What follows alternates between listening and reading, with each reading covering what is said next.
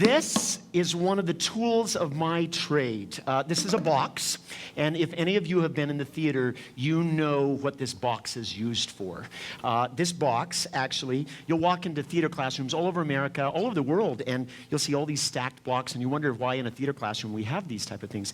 And what they do is they help us do our job. This is a car. It could be a spaceship. It could be a big, gigantic polar ice cube. It could be whatever you imagine it to be. It could be a tomb. It could be all of those things. But I'm here as the education director for the Utah Shakespeare Festival to tell you about an idea that I think is worth spreading. And I'm pretty passionate about it, and I'm actually really frustrated by it because I think when we break this idea and we're not able to be the most effective human beings that we have to do or be. And it has to do with this box. Shakespeare, a long time ago, in that beautiful wooden O that he had all sorts of brilliant descriptions that made us imagine the world that he was trying to create. And out of this old wooden theater, they kind of broke out. And I want to talk about breaking out of our boxes, or really thinking outside of the box.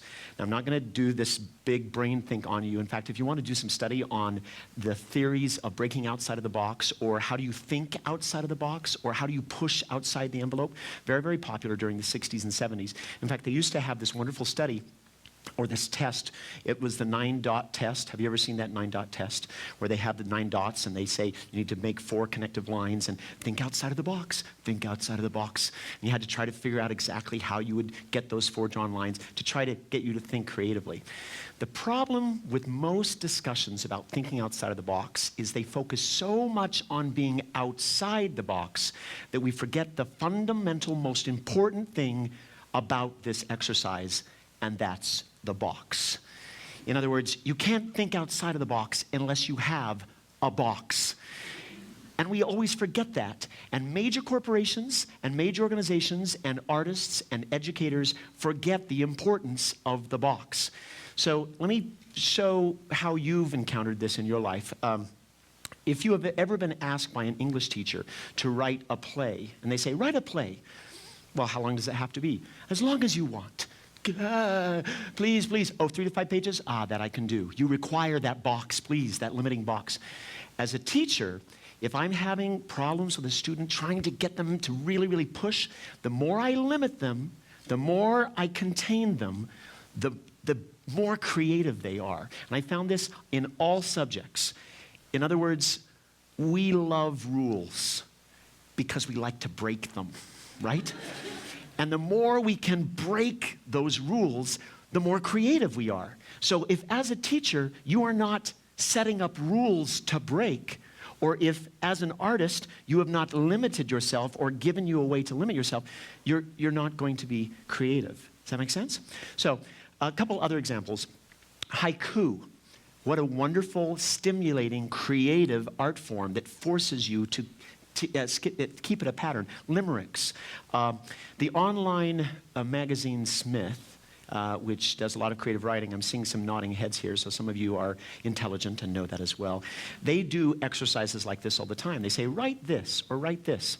And Michelle Norris from NPR, oh, I'm seeing people nodding their heads as well. What an intelligent liberal crowd we have here. She had something called race cards, where she took on the issue of racism.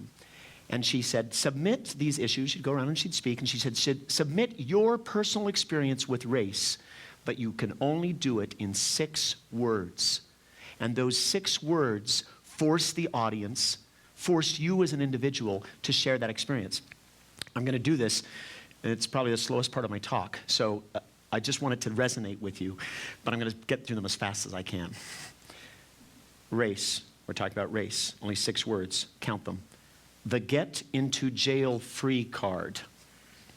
Huge statement there. Think about it. Not all whites are the man. You have black friends? Name some.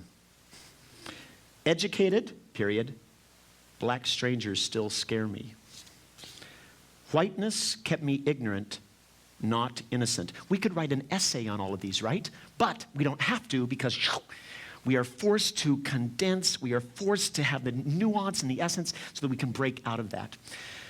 I was the only brown kid. I'm white. Must I feel guilty? Affirmative action policies are legalized racism. And this one, which I find funny because I have many Asian friends, Asians fail meeting ridiculously high standards. There it comes. What's nice about these is that it condenses the thought and it forces you as an artist to condense that thought. As an acting lesson, one of my favorite things to do is I would take my class of 30, I would divide them into groups, and I would say, I need an 8-line scene. And they would go and they'd write, can we have 9? No, must be 8. It's impossible. No, must be 8. Can we have just one word and that counts as a line and then a big huge monologue? Yes. Is that 8 lines? Yes, you can do that. 8-line scenes. Better yet, 1-word scenes. Each character can only say 1 word. And it forces you to condense the glory in here so you can get out like that. I teach in my profession. I was a school teacher for many years. I was an actor. I was a director. And as I taught people preparing to teach other people in a college situation, I was always frustrated by those teachers who would get up and they say, create a scene. Just create a scene. What? No, give me some rules, give me some parameters. Create a scene about penguins on Pluto eating ice cream, and they're having a problem because it causes constipation. Go. God, yes, that's what I love. I didn't just give them their scene, I gave them a box that they must work within and then break out of. And if you find yourself frustrated as an artist, get a box and get out of that box. Now, a couple examples that I'm going to give you as I lay out the rules. Here are the rules to succeeding in embracing the box. Number 1, know your box. And I'm amazed at the number of people who don't know their boxes. I meet a lot of this at the 17, 18, 21, 22, 23. I'm going to be a famous writer. I'm going to be a playwright. A playwright. Have you read Arthur Miller? Oh, no, I'm going to write my own stuff. Your own stuff, but you don't know who Arthur Miller is?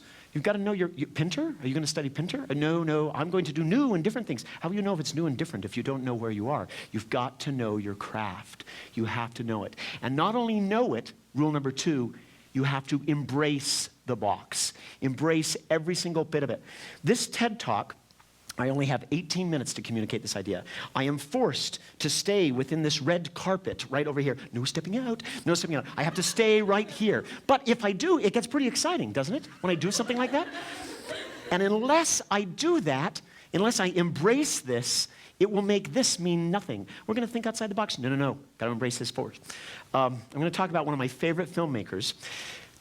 And some people are surprised that I, who love Shakespeare, love Quentin Tarantino so much. But I am a huge fan of Quentin Tarantino. And I get Quentin Tarantino thrown at me many times by this young generation. And they'll say, I'm going to be the next Quentin Tarantino. Oh, are you? Are you ready to do that? Yes. Have you studied here? Have you studied? Don't have to. Quentin didn't. Wrong. He knew his box. That man dropped out of school when he was 13 years old, and he watched every movie in the world, including foreign films. Without Asian cinema and Italian spaghetti western, Sergio Leone, there would be no Quentin Tarantino. And all he's doing is just conjuring up and putting them in a better order than what they had before, no different than William Shakespeare, quite frankly, and making them much better than what they had before. The man knew his box. Pablo Picasso. Pablo Picasso, if you don't know Pablo like I know Pablo, when I was teaching humanities, I would show Pablo Picasso's work at 13 years old. When he was 13 years old, he was doing amazing work that you would look at and say, that looks like Norman Rockwell. Look at that.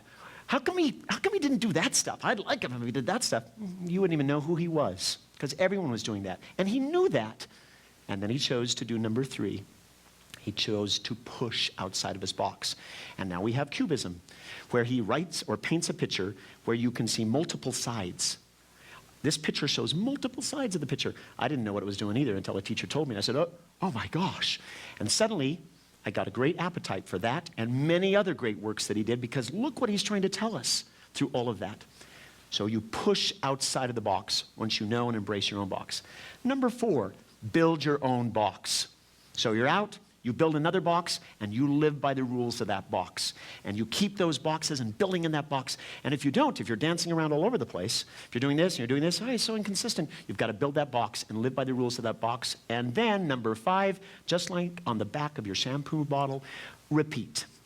In other words, you got to go back to number 1, and if you don't get out of that, if you don't, after defining your own box, continue to push outside, then the same thing will happen to you as happened to Nickelback and many other great groups. I'm glad you know who Nickelback was, because when I heard them for the first time, I was thrilled. And then I got their next album, and they were trapped in this old, repeated box they didn't push outside. So the rules of embracing the box and letting us all get back in the box is going outside. Now, once you've established that box and you're doing that, if you do not continue that tension back and forth, there will be challenges. And I'm going to talk about education right now, something I'm very, very passionate about. I was a theater teacher, and I loved being a theater teacher. But I was a really, really good English teacher, and a really, really good history teacher, and humanities teacher, and all those other subjects that I had to teach to justify my existence in the school while I was teaching drama. Not that I wasn't a bad drama teacher, but when I walked into that classroom and saw all those beautiful rows of desks that we'd sit, I just established a rule. Mr. Bahr, are we in the box today? We're in the box today. Can we get out of the box? Have you earned the right to get out of the box? Let's push the chairs back and get out of the box. Oh, we're out of the box, out of the box. Too much out of the box. Back in the box, back in the box. We get back in the box. Other teachers couldn't do this, and they wondered why joy was coming out of my classroom as we were exploring islands. You've all read, Lord of the Flies and William Golding and all that type of stuff. Much more fun as we get in that.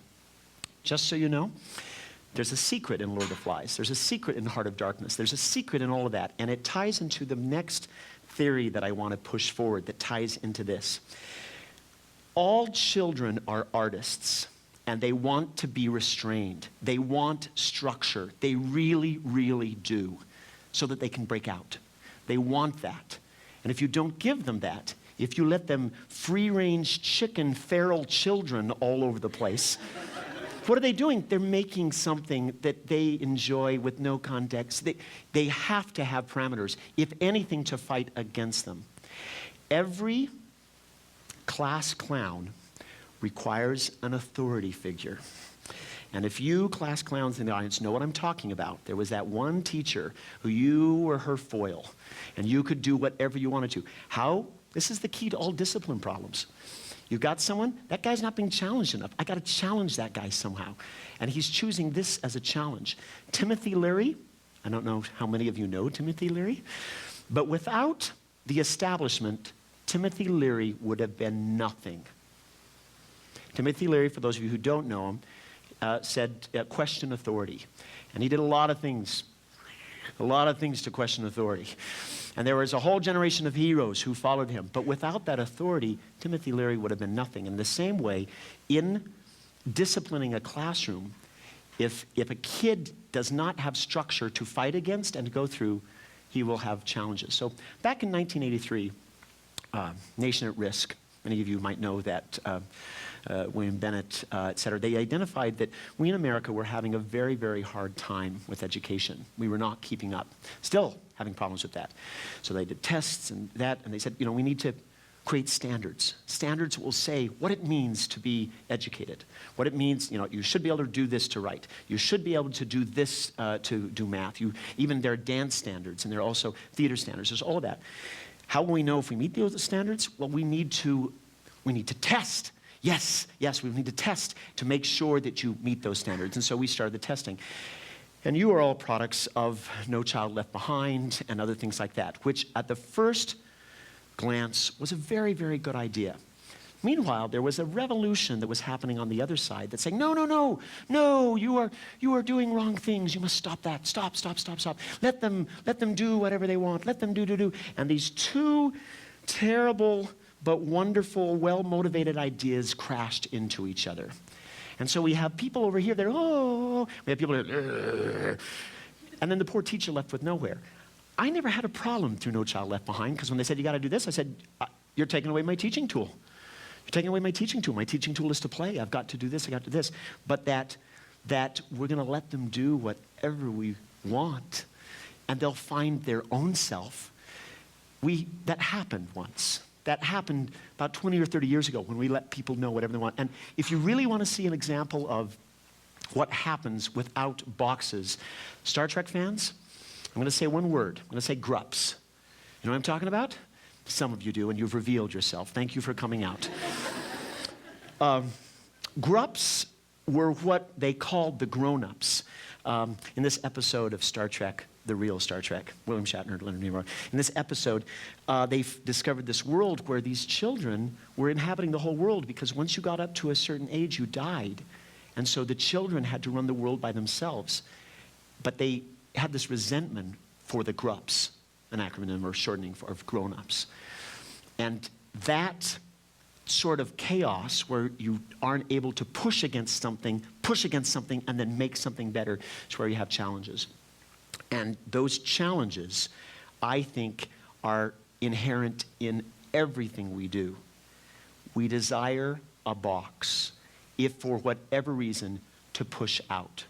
If you're a parent and you say, I'm going to let my kid choose what he wants to be when he's 21, you've already made your choice.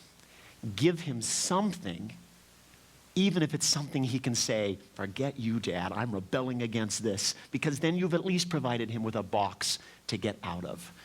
And that idea of the box is the idea that I think is worth spreading. I'm going to close with something that Kaylee Camelou, a student, one of my classes, said.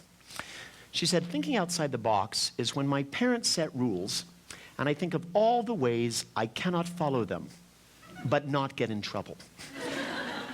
And I think if the world tried more to respect the box and its purpose, and then pushed against that, we would be in a lot better shape. Think of a chicken and an egg, that necessary egg to break right out. Think of George Seurat, the wonderful Sunday in the Park. Dot, dot, dot, dot, dot. That man knew how to paint and then invented a whole other form by taking it outside of the box. So, let's all embrace the box. Thank you.